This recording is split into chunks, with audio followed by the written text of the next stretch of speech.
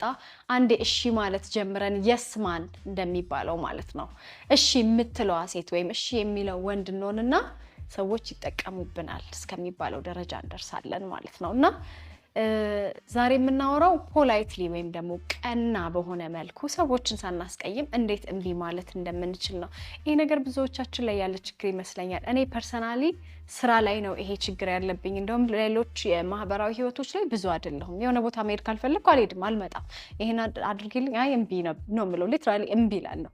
ስራ ቦታ ላይ ግን ያንን ማድረግ አልችልም ነበርና እላፊ ከጆብ ዲስክሪፕሽን ወይም ከስራ መደብ እላፊ መስራት ከስራ ሰዓት እላፊ መስራት ይሄ ነገሮችን ላይ መደራረብና በቃ ሁሉም ነገር የስማን ሆኜ ነበርና አሁን ተመልሼ ሳስበው ለምንድነው ያንን ያደረኩት የኔን ጉብዝና ከሁሉን ነገር እሺ ከማለት ጋር አስተሳስረዋለሁና አረ ችግር የለውም አረ ምንም ችግር የለውም በቃ ጨርሰዋለሁ እንዲያደርገዋል ራሴ ላይ በጣም ፕሬሸር አድርጌ ብዙ ነገሮችን ላይ ደራርቤ የወርዜ የጉብዝኔ መለኪያዬ ከልክ በላይ እሺታ አድርጌው ነበርና አይ ቲንክ ይሄን ነገር የምትጋሩኝ ሰዎች ትኖራላችሁ ብዬ አስባለሁ ሶ ሁሉ ጊዜ እሺ የሚያስብለን አንዱ ነገር የማንነታችን የጉብዝናችን የኳሊቲያችን መለኪያ ያ ነገር አድርገን ስለምናየው ነው ሌላው ሪዝን ሰዎችን እሺ ብቻ ማንለው እምቢ አልችልም ማንልበት ምክንያት ጸብን ክርክርን ወይም ደግሞ ሰዎች እንዳይቀየሙን የሚለውን ፍራቻ ሰዎች ይቀየሙናል የሚል ፍራቻ ስላለብን ነው የሚጣሉናል ብለን ስለምናስብ ነው ኮንፍሮንት ያደርጉናል ለምን እናም ብለው ይከራከሩናል ብለን ስለምናስብ ነው ሌላው ደግሞ ሰዎችን ለማስደሰት ከዚሁም ጋር ተያይዞ ሰዎችን ለማስደሰትና ጥሩ ሰው ለመባል በቃ ስፔሲፊካሊ መርዳት እኮ እንፈልጋለን አይደለ ሰው እንዲያዝንብን አንፈልግም በቃ ማድረግ እንፈልጋለን ግን ከራሳችን አቅም በላይ ከምንችለው ነገር በላይ ለሰዎች ኮሚት ስናደርግና ሁሉንም የምንባለውን ነገር ሁሉ እሺ ስንል ሰዎችን ፕሊዝ ለማድረግ ነው ለማስደሰት ነው ማለት ነው ሌላው የእሺታ ሳይክል ውስጥ ስተክ የምናደርግበት አስተዳደጋችንም ጭምር ነው ስናድግ በቃ ሁሉን ነገር እሺ ብለን እንድንቀበል የሰውን ነገር ኃላፊነት እንድንወስድ ተደርገን ያደግን ከሆነ እና ብቸኛው የተወደድንበት ጎበዝ የተባልንባቸው አጋጣሚዎች በሙሉ ሰዎችን ሪኩዌስት እሺ ብለን ከአቅማችን በሆኑ ነገሮች ውስጥ ራሳችንን ሰባብረንና ቀነጣጥሰን የሰውን ነገር የምንፈጽም አይነት አስተዳደግ ከሆነ ያደግነው ስናድግም ትልልቅ ሰዎችም ስንሆን በስራም በትዳርም በማንኛውም ነገር እሺ ችግር የለውም እሺ ያሉን ሁሉ ነገር የምንቀበል ነው የምንሆነው ማለት ነው ሌላው ደግሞ fear of rejection ወይም ደግሞ ሰዎች ዘንድ ተቀባይነትን አጣለው የሚል ፍራቻ ነው ይሄ ማለት ዛሬ እምቢ ካልኩኝ ነገ ለዚህ ነገር አልታሰብም ነገ ትዛለላቸውም ነገ አይፈልጉኝም ስለዚህ ዛሬ ግዴታ ተቀባይነት እንዲኖረኝ እንደወደድ እሺ ማለት አለብኝ እነሱ እንዳረግላቸው የሚፈልጉትን ነገር ሁሉ ማድረግ አለብኝ ብለን ስናምን ማለት ነው ሌላው ደግሞ ጥፋተኝነት ስሜት ነው ያው ሁላችንም ሰውን ብናግዝ እኮ ደስ ይለናል አይደለ እና አንዳንዴ አይ አልችልም ብለን እንደው ከአቅማችን በላይ በሆነ ጊዜ እንኳን እምቢ ብንል ውስጣችን ግን የማያስቀምጠን ሰዎች አሉ የራሴ ቀርቶብኝ ምን ነው እነሱን ባገዝኩ ምን ነው እሺ ባልኩና በተገላገልኩ እንዲህ ከማፈር ከመሸማቀቅ ብለን ይሄ የጥፋተኝነትና የይሉኝታ ስሜት ያስረናል ማለት ነውና ትራውማቲክ ኤክስፒሪየንሶችም እንደዛው ድሮ እሺ ባልንባቸው ጊዜ የተፈጠሩ ነገሮችና እምቢ ባልንባቸው ጊዜ የተፈጠሩ ነገሮችን አይምሯችን ያወዳድርና ነው እሺ ስንል ብቻ ነው የምንወደደው እሺ ስንል ብቻ ነው ሃርሞኒየስሊ ከሰዎች ጋር መኖር የምንችለው የሚለውን ፕሮግራም አይምሯችን ውስጥ ከተሰራ በማንኛውም አጋጣሚ መስመራችንን የማናሰምርና የሰዎች ጉዳይ አስፈጻሚ ሆነን ቁጭ እንላለን ማለት ነውና በርግጥ እምቢ ማለት መጀመር ቀላል ፕሮሰስ አይደለም ሰዎችም ኢሚዲየትሊ አክሴፕት የሚያደርጉት ነገር አይደለም ግን ምንድነው አትሊስት ፖላይትሊ በቀና መልኩ እንዴት ሰዎችን ማለማመድ እንደምንችል ነው እንግዲህ እሺ ብቻ ማለት ለሪሌሽንሺፖቻችን በህይወታችን ውስጥ ላሉ ግንኙነቶች መልካም ነገር ይመስለናል አይደለ ኢቨንቹአሊ ግን ዋጋ ያስከፍለናል ለምን ከአቅማችን በላይ እሺ ዛሬም ይሄን እሺ ነገም ይሄን እሺ ሁሉንም ነገር ከተቀበልን በኋላ ውስጣችን ሪዘንትመንት መፈጠሩ ወይም ደግሞ ንዴት መፈጠሩ አይቀርም አይረዱኝም እኮ ዘላለም እንደዚህ እሺ ስላቸው ምን አለ ይሄን እንኳን ቢተውኝ ብያለን እንመጣለን ያ ደግሞ ጸባያችንን እየቀየረው መምጣቱ አይቀርም። ጸባያችን ሲቀየር ከመቼ ጀምሮ ነው ደግሞ አንተ እንደዚህ መሆን የጀመርከው የሚለው ነገር ይመጣል። ስለዚህ ሪሌሽንሺፖቻችንን ለማዳን ብለን የምናደርገው ነገር በኋላ ላይ ሪሌሽንሺፓችንን የሚጎዳ ሆኖ ይገኛል። ሌላው እሺታ የሚያስከፍለን ዋጋ ምንድነው? የራስን ማንነት ማጣት ነው። ማንነታችንን ሰዎችን አስደሳች በመሆን የሰዎችን ሪኩዌስት በመቀበል ሁል ጊዜ እሺ በማለት ብቻ ቤዝ ያደረገ ከሆነ ከነዛ ነገሮች ውጭ ራሳችን ስናየው የራሳችን የማናውቀው ሰው ይሆናል ማለት። እኔ ምንድነው የምወደው? እኔ ቅድሚያ የምሰጣቸው ነገሮች ምንድናቸው? እኔ ለራሴ ጊዜ ቢኖረኝ በምንድነው ማሳልፈው ብለን ራሳችንን ስንጠይቅ መልሱ ምንም ይሆናል ማለት ነው። ምክንያቱም ራሳችን አናውቀው። we are too busy pleasing everyone ሁሉንን ሰው በማስደሰት ጊዜያችንን እያሳለፍን ስለሆነ እኛም የሚያስደስተንን እኛ ጊዜ ብናገኝ ለራሳችን የምናደርገውን ነገር አናውቀውም እና አንዱ ትልቁ ዋጋ ራሳችንን ማጣት ነው። ሌላው ጭንቀት ነው። ከአቅም በላይ የሆነ ነገሮች ሲደራረቡ ለምሳሌ እኔ በስራ እንደዛ ነበርኩ ብያቸዋለሁ አይደለ? ሁሉን ነገር እኔ ማድረግ አለብኝ ብዬ ስላሰብኩኝና ይሄንንም ያንንም ኃላፊነት ስለተቀበልኩኝ እንቅልፍ ማልተኝባቸው ጊዜዎች ነበሩ። ያንን እኮ ዴሊጌት አድርጌ ወይም ደግሞ የሚመለከተኝን ይሄ የኔ ስራ ነው፣ ማይመለከተኝን ደግሞ አክቹአሊ ይሄንን እንትና ቢሰራው ብዬ ብል ያን ሁሉ ጭንቀት ውስጥ መግባት አልችልም ነበር ይሆናል። ነገር ግን ከአቅሜ በላይ ስለሆነ የኔ ብዬ የምላቸውን ነገሮች ወደ ጎን ትቼ ስለሆነ እንደዛ አይነት ኮሚትመንት ውስጥ ራሴን የምከተው በጣም ጭንቀት ውስጥ ነበርኩኝ። አይምሮዬ አያርፍም ነበር። አይምሮአችን አያርፍም። በቃ የራሳችን ሐሳብ አለብን ፐርሰናሊ የግል ሐሳባችን፣ ከዛ ደግሞ የሰው የተቀበልነው ነገር አለ። ኮንስታንት ጭንቀትና ኮንስታንት ረብሻ ነው የሚሆነው። እንዲሁም ደግሞ የግል ህይወታችን ዋጋ ይከፍላል፣ የግል ስራችን ዋጋ ይከፍላል። ወይም ኤኒቲንግ የራሴ የምንላቸው ነገሮች ወደ ኋላ ወደ ጎን ነው የሚሸጋሸጉት የሰዎችን ነገሮች ቅድሚያ በሰጠን ቁጥርና ቅድሚያ ይሄንን ነው የምሰጠው ብለን የምንላቸው ነገሮች እንኳን እናጣለን ማለት ነው። እና እስቲ እንዴት ነው እምቢ የምንለው የሚለውን እንግዲህ እምቢ ከማለታችን ወይም እሺ ከማለታችን በፊት መጀመሪያ ኮንሲደር ማድረግ ያሉብን ነገሮች አሉ። የመጀመሪያው ነገር ጊዜው፣ ኢነርጂው፣ ገንዘቡ አለኝ ወይ ይሄንን ነገር ለማድረግ?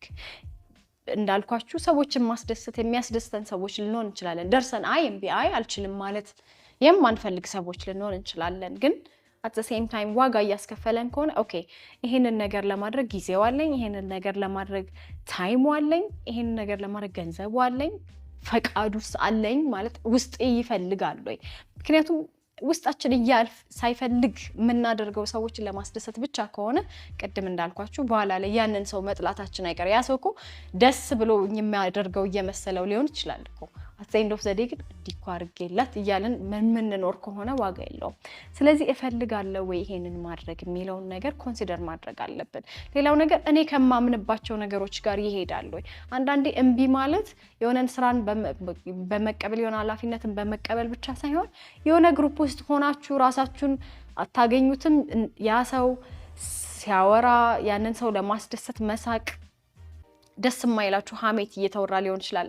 ከእናንተ እምነት ጋር የማይሄድ ጉዳይ እየተወራ እኮ ሊሆን ይችላል። ግን የስማን ስለሆናችሁ ሰዎችን ለማስደሰት ስለምትፈልጉ ብቻ አዎ እያላችሁ የምትስቁበት አጋጣሚዎች ይኖራሉ። አይ ቲንክ ሁላችንም ኤክስፔሪየንስ እናደርገዋለን እንደዚህ አይነት ነገር። ስለዚህ ይሄንን ነገር አክሴፕት ሳደርግ ከኔ እምነት ጋር የሚሄድ ነገር ነው ወይ? እኔ ከማምንበት እኔ ከምቆምበት ቫልዩ ጋር የሚሄድ ነገር ነው ወይ ብለን ማሰብ አለብን። እንዲሁም ደግሞ እፈልገዋለሁ ወይ ይሄንን ነገር የሚለውን ማሰብ አለብን ማለት። ሌላው እሺ ወይም እምቢ ከማለታችን በፊት ማሰብ ያለብን ነገር እሺ የምለው በፍራቻ ነው ወይ? ያ ሰው እንዳይጣላኝ፣ ያ ሰው እንዳያባረረኝ፣ ያ ሰው እንዳይቀየመኝ፣ ያ ሰው ከዚህ በኋላ ለነገሮች አያሳትፈኝም በሚል ፍራቻ ነው ወይ እሺ እያልኩኝ ያለሁት? ወይስ ጄኒዌንሊ ከልቤ ነው የሚለውን ነገር እናስብ። እንዲሁም ደግሞ ለኔ ምን ያህል ነገሮችን ቫልዩ አድ ያደርጋል ማለት አንዳንድ ጊዜ ራሳችንን ማስቀደም ያሉብን ሁኔታዎች አሉ። ዋትስ ኢን ኢት ፎር ሚ፣ እኔ ምንድነው የምጠቀመው ከዚህ ነገር የሚለውን ዝም ብለን እሺ ሳይሆን እኔ እስከዚህ ምንድነው የማገኘው፣ ለኔ የሚጨምርልኝ ዋጋ አለ ወይ የሚለውን ማሰብ አለብን። እሱንም እንዳትረሱ። የመጀመሪያው እምቢ ማለት የምንችልበት መንገድ ዘ ሳንድዊች ሜተድ ይባላል።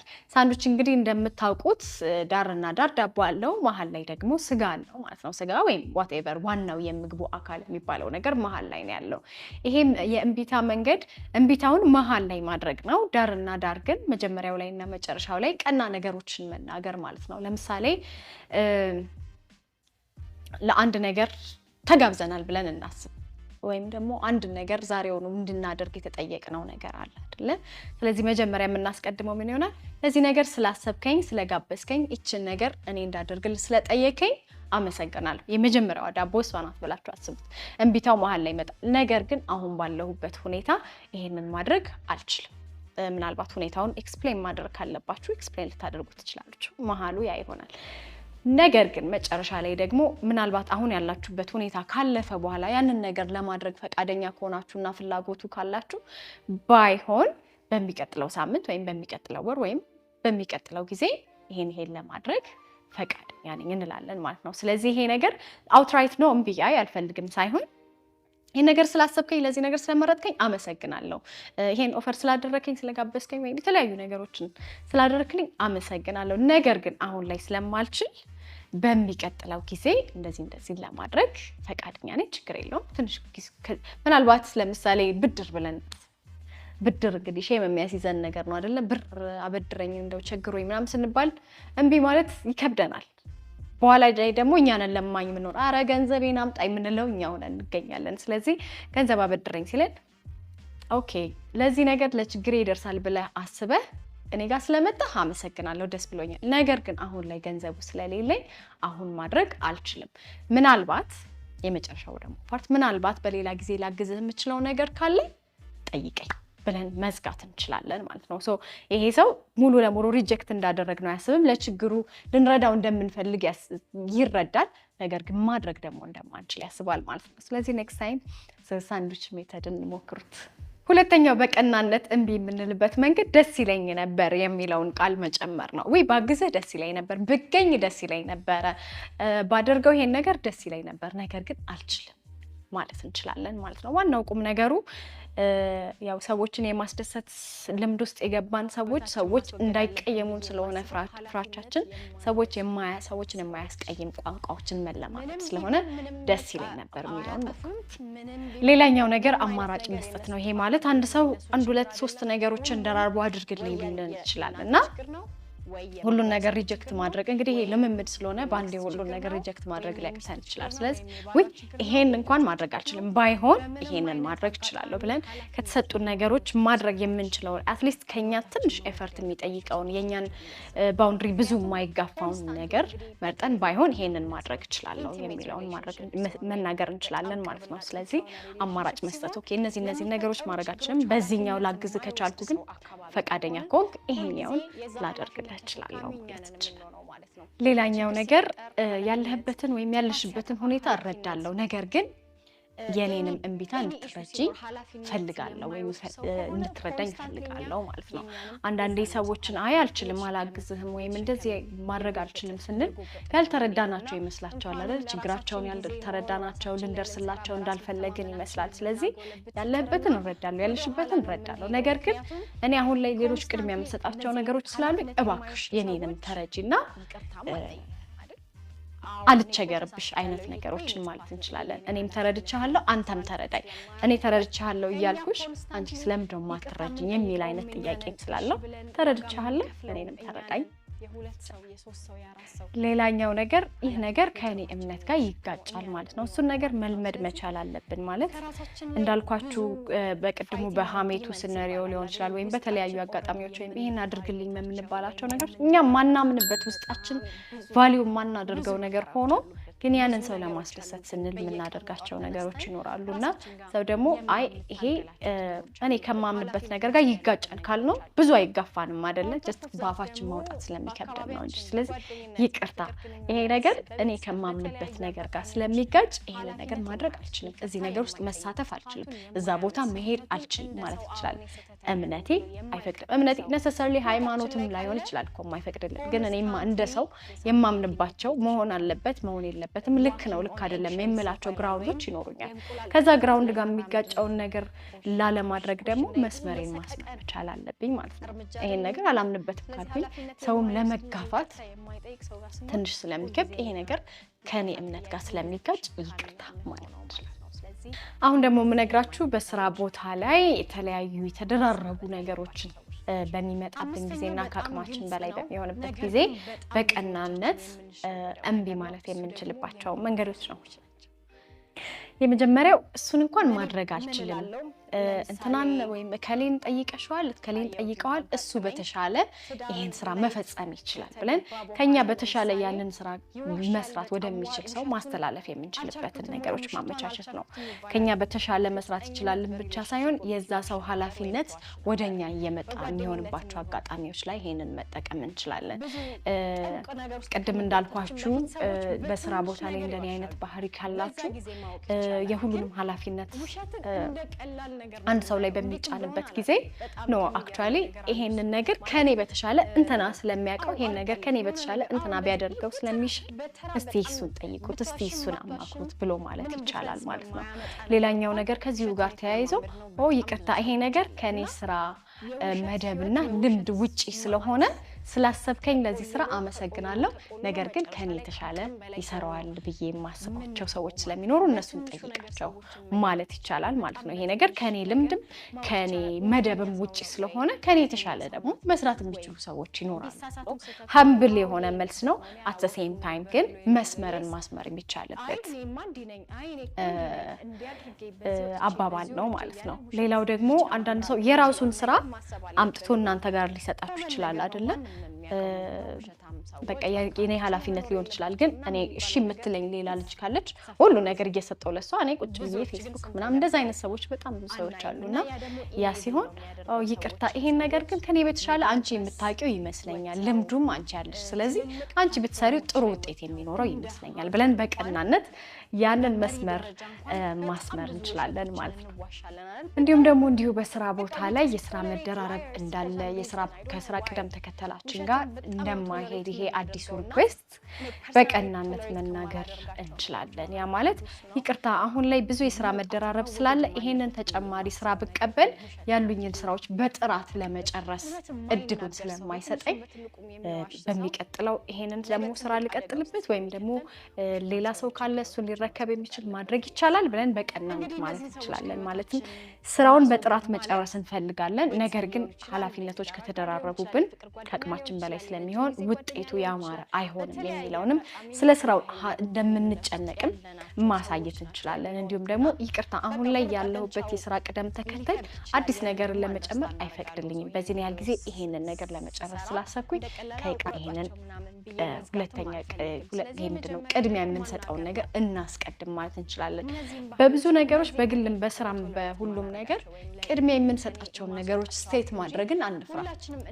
ቅድሚያ የምንሰጠው ነገር እኮ እንቅልፌን ሊሆን ይችላል። ለምሳሌ በማህበራዊ ህይወት ላይ በቃ ደክሞኛል በስራ ዝዬ ሊሆን ይችላልና ገብቼ ቤቴ መተኛት ነው የምፈልገው እያልኩኝ እዚህ ጋር ደግሞ የሆነ ሰው የሱን ታስክ ደግሞ እንድጨርስለት የሚጠይቀኝ ሰው ሊኖር ይችላል። ስለዚህ ይቅርታ ዛሬ ቅድሚያ የምሰጠው እረፍቴን ነው፣ ስለዚህ ልረፍና ነገ ከነገ ወዲያ ማድረግ ቻልኩኝ ማድረግ እችላለሁ ብለንም ማለት አለብን እና ቅድሚያ የምንሰጣቸውን ነገሮች በመንገር መስመራችንን ማስለማችን። በነገራችን ላይ በአልችልም ፋንታ አልፈልግም የሚለውንም ቃል መለማመድ አለብን። ምክንያቱም አንዳንድ ነገሮችን ስለምንችል ስለማንችል ብቻ ሳይሆን ስለማንፈልግ ብቻ ማድረግ የማንፈልጋቸው ነገሮች አሉ። ግን ያንን ሰው ላለማስቀየም ወይም ደግሞ በሰው ፊት ክፉ ላለመባል የምናደርጋቸው ነገሮች አንድ ነገር ካልፈለግን ግን ይቅርታ ይሄን ነገር ማድረግ አልፈልግም ማለት እንችላለን። አንችልም ስንል ሰዎችም ይጫኑናል። ለምንድነው የማትችለው? እንዲህ እኮ ማድረግ ይቻላል፣ ለአጭር ሰዓት እኮ ነው፣ ለትንሽ ጊዜ እኮ ነው፣ ብዙ እኮ የሚወስድብህ ነገር እኮ አይደለም። ይሄ እኛን ለማሳመን የሚታገልበት አጋጣሚ ይኖራል።